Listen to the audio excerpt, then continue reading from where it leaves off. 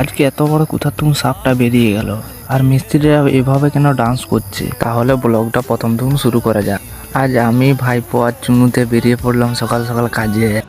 প্রতিদিনের মতন একটাই কাজ করতে লেগে গেলাম, সোনা হইতে। দেখে কি ছোট লোক ভাবছো নাকি?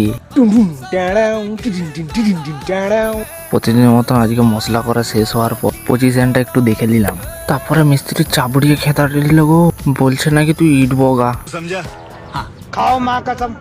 না টেলার দেখে ভাইপো আর আমি ইট বইতে লেগে গেলাম। মিস্ত্রিরা ডেকে বলছে আয় আমার কাছকে আয়, বলছে 2-4টা ইট ফাবড়ি দিয়ে যা। আমিও লেগে গেলাম ইট ফাবড়াতে। আমার শেষ হয়ে গেছে বলে ভাইপো ইট ফাবড়াতে শুরু করে দিল। মিস্ত্রিরা এরকম ভাবে ফাঁকি মারলে কি করে হবে?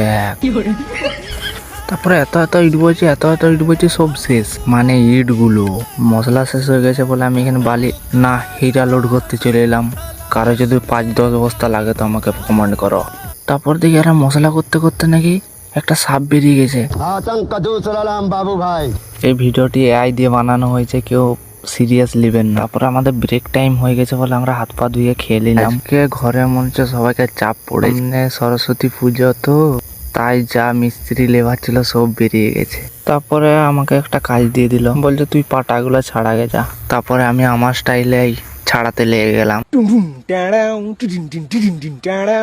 তারপরে শুনছি নাকি মিস্ত্রিরা ডান্স করতে লেগে গেছে। তারপর দেখছি ভালোই ডান্স হচ্ছে, তো ওদের ডান্স দেখতে দেখতে আমি ব্লগটা এখানেই শেষ করলাম। এরকম ভিডিও দেখতে চাইলে পুরো আমাকে ফলো করে রাখো, আর যেতে যেতে হর হর মহাদেবটা বলা কেউ ভুলবেন।